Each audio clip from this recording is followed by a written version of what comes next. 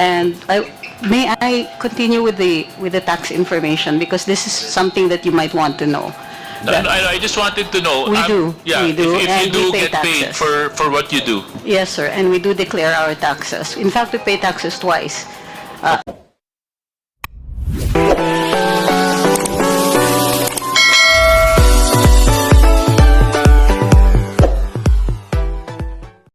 Nako naman, Congressman J.J. Suarez, supalpal sa katotohanan kahit kailanman ay hindi niya maiisahan ang mga abogada dahil isa lamang itong kongresistang walang alam sa batas at tanging pagmamagaling lang ang baon.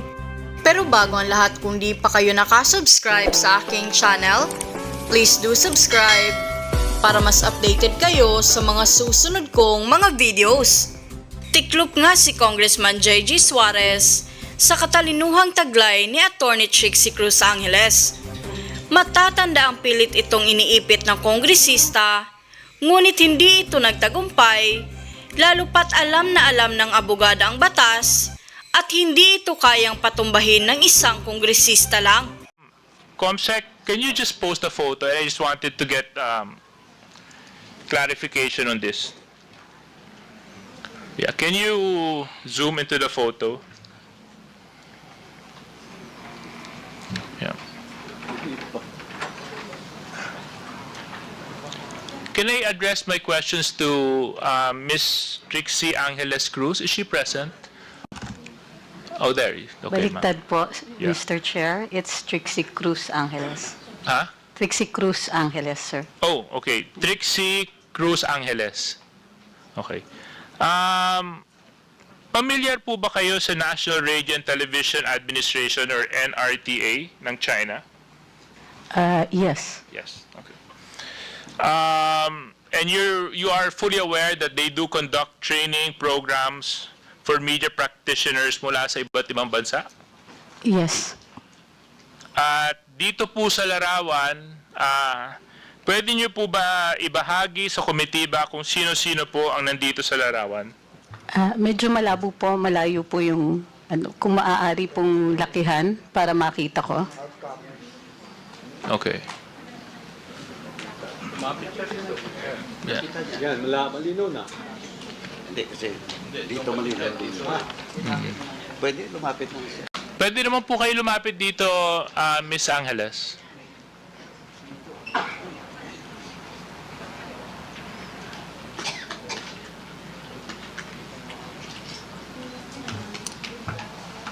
Saan ba yan? Anong flag?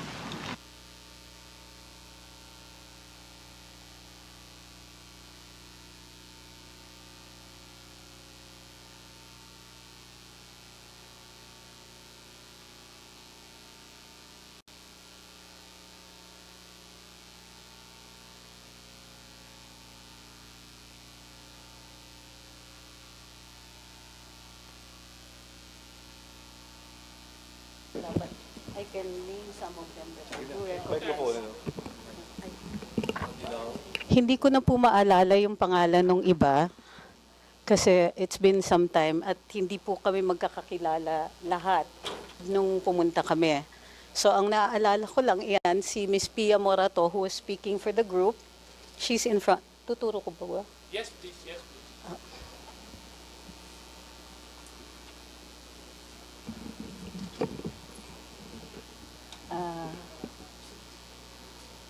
Si Tio Moreno, myself. He was there as a journalist and I think an information officer. He's also, I understand he's a blogger. Mr. Mark Lopez and Attorney Ahmed Paglinawan. But the others, hindi ko na po maalala yung pangalan nila. Mr. Mark Lopez. Si Mark Lopez dyan. Behind me. Nakasalamin. Yes, sir. And who else, ma'am? I don't remember the names of the others. Okay. Thank you very much. Can you more or less tell us, Ms. Cruz, when was this seminar Where and when was it held?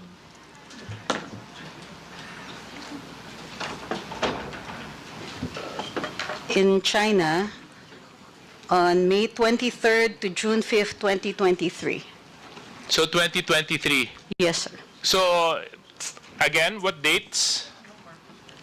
May 23rd to June 5th, 2023. So ilang araw po kayo sa China, Miss Cruz? May 23rd. Mahina po ako sa math, but from May 23rd to June 5th, I assume that's about roughly about 12 days, 12 days, so more or less sir. around 2 weeks. more or less. Yeah. And this seminar, was it sponsored or did you have to pay for your seminar fees? This was sponsored. So ang nagbayad po nito ay yung state of China, Yes, sir. China government. Ang nagbayad sa inyo, Yes, sir. sa travel ninyo, sa stay ninyo, at sa seminar. Okay. Paano po ba kayo naimbitahan para maging bahagi ng seminar? Through the Chinese embassy. Through the Chinese embassy. Pinili po kayo ng Chinese embassy.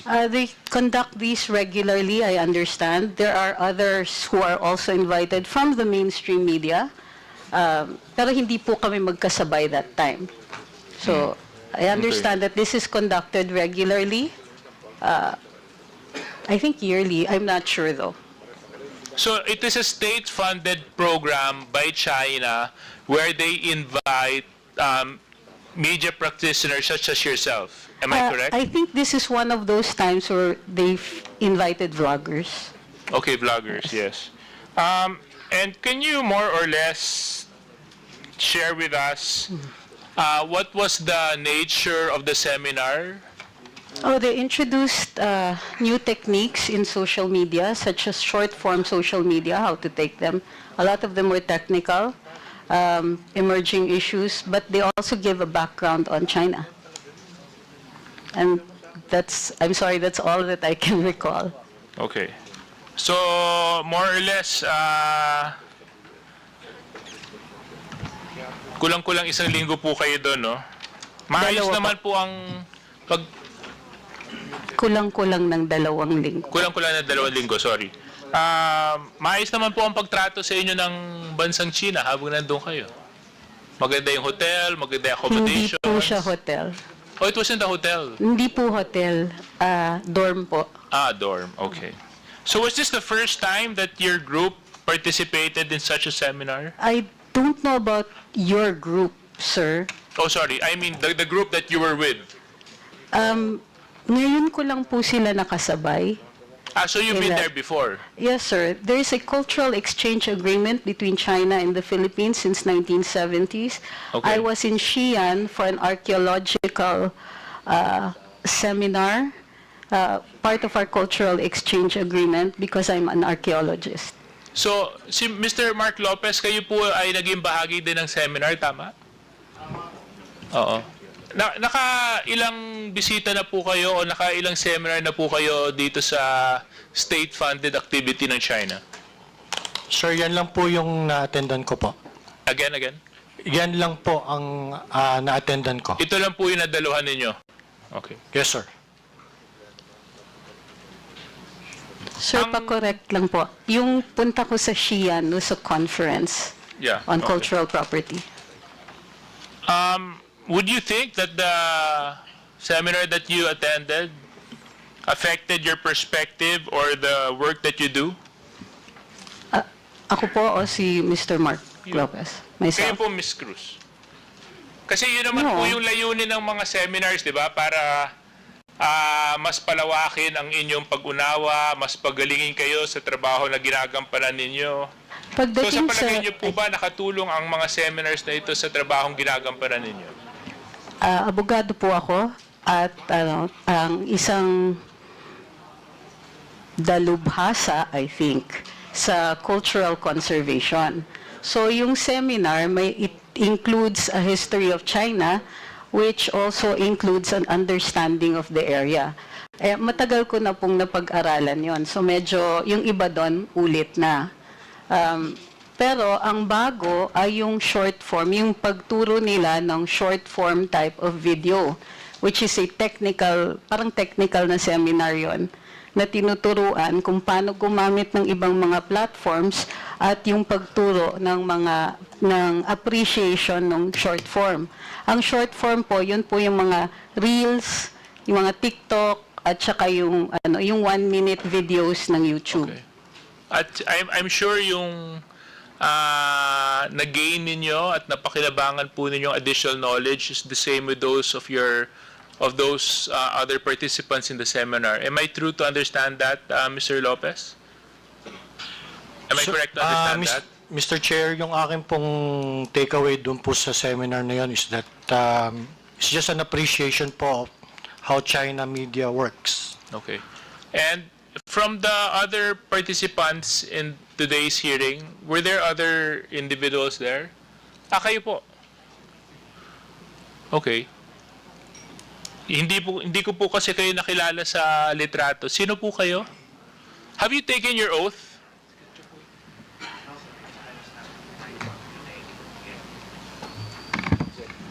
No, sir, because I was not part of the list that you called, and I did not get an invitation personally.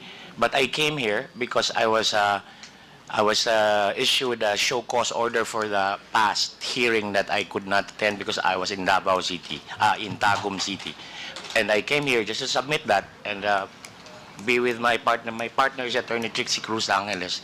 We are Luminous, the Facebook page and the YouTube page. So you mentioned that you're partners? Law partners, and also on the blog, sir, on the Facebook and YouTube page.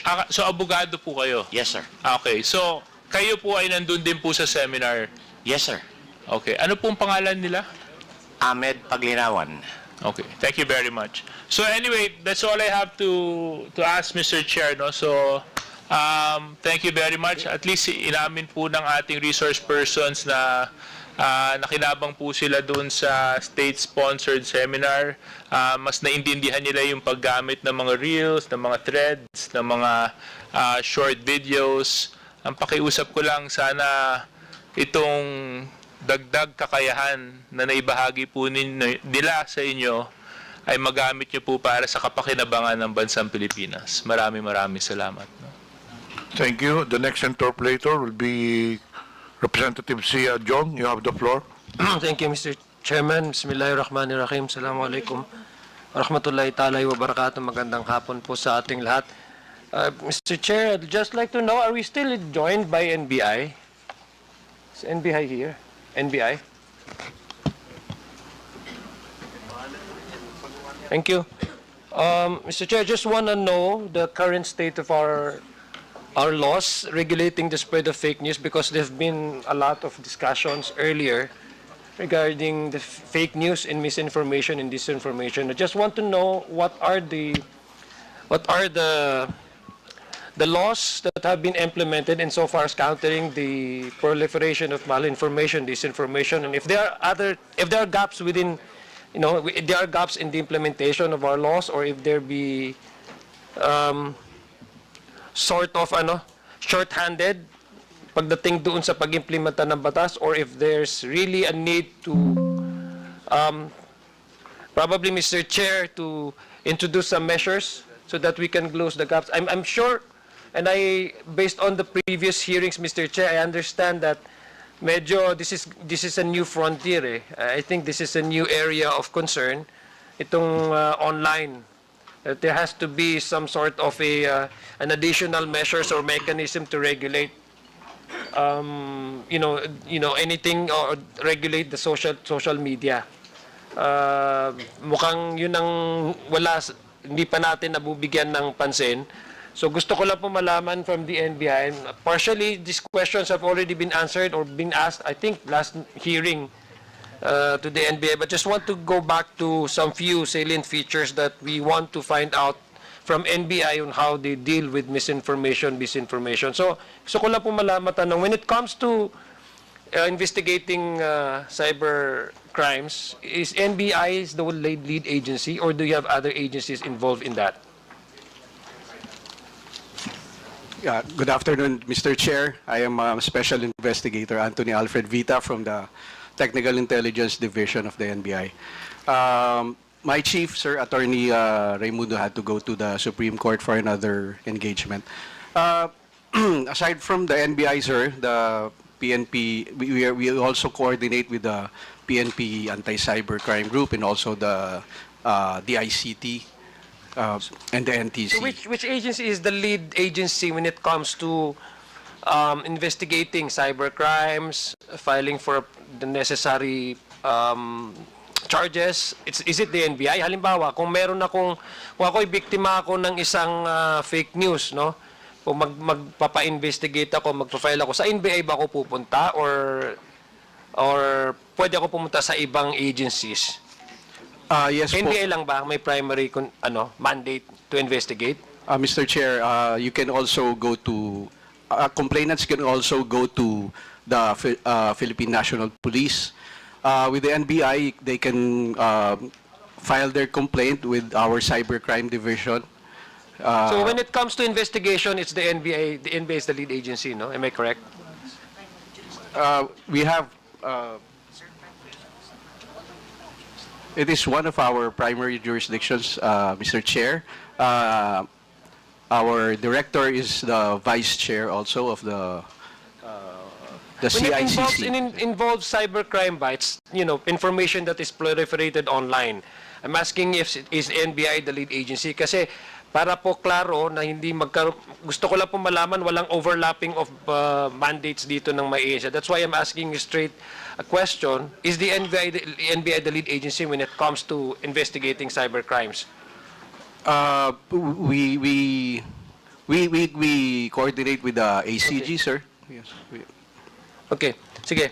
So, yung sabi kasi ni Director Husilos yung CICC, is it CICC still under the DICT or NBI? It's under the DICT. Under the Mr. Chair. DICT. So is it a DICT? Is this a council that you do regularly meet? Or do you also do some investigative work? Mr. Chair, Or do you delegate the investigation to NBI? with regards po to CICC, nagkakandak po sila ng regular meeting. So you don't do with the investigative mountain. work. It's more of a council. You coordinate and you come up with policies, di ba? Yes po, sa part po ng CICC. Now, what we do po sa CICC ngayon is they accept yung mga complaint po nung I know, but cybercrime. yeah. So sino po talaga yung nag-investigate? That's why I'm asking first that basic question. Sinong nag-investigate among all these agencies involved in the issue of cybercrime? Who actually is the lead agency to investigate?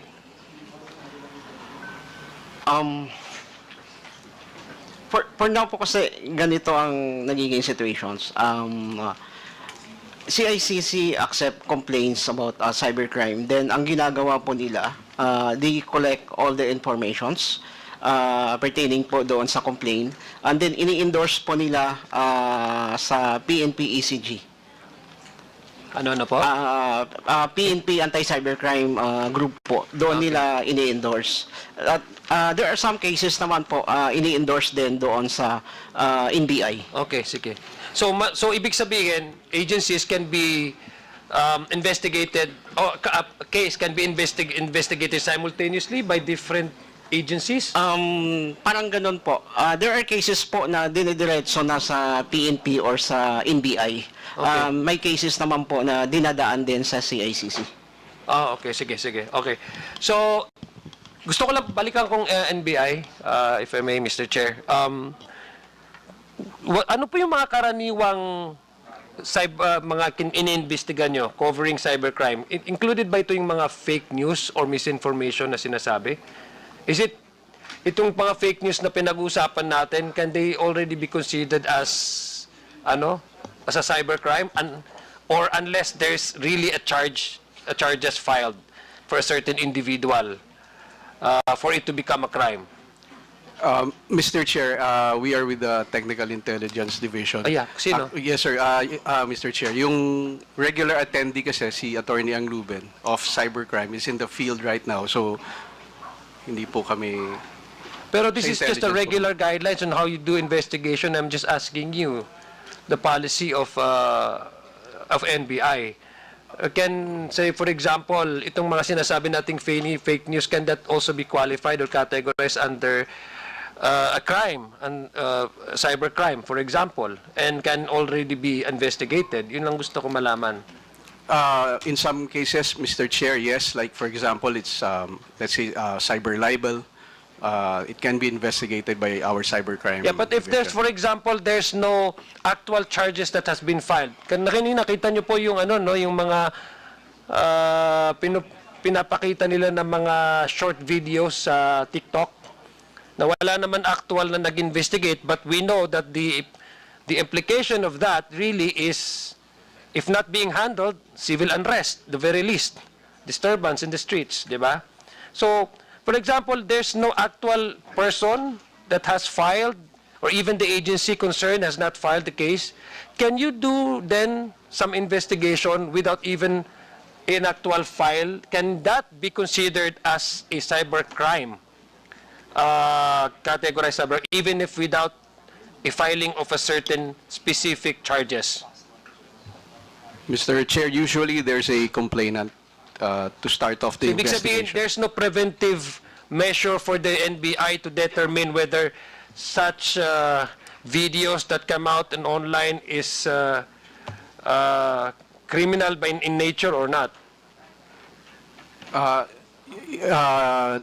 Normally, Mr. Chair, there has What to if be a yung complaint. sinasabi nila na mga tao na nagsasabing may nag-resign na mga police men, tapos hindi pala siya totoo? So, I mean, if you ask me, that is the intent of that really is to, to provoke emotions, incite a certain degree of emotion, so that they would see some sort of unrest in the streets. And it's not really inviting a healthy discussion based on facts and truth, but it's merely to really incite certain emotions, to galvanize a certain support group base. And of course, yun ang nagiging trend. So would that constitute for you under the NBI or the DICT? Have you discussed that there will be some sort of a definition for any agency to at least do proactive investigation so that things might not happen and repeat again?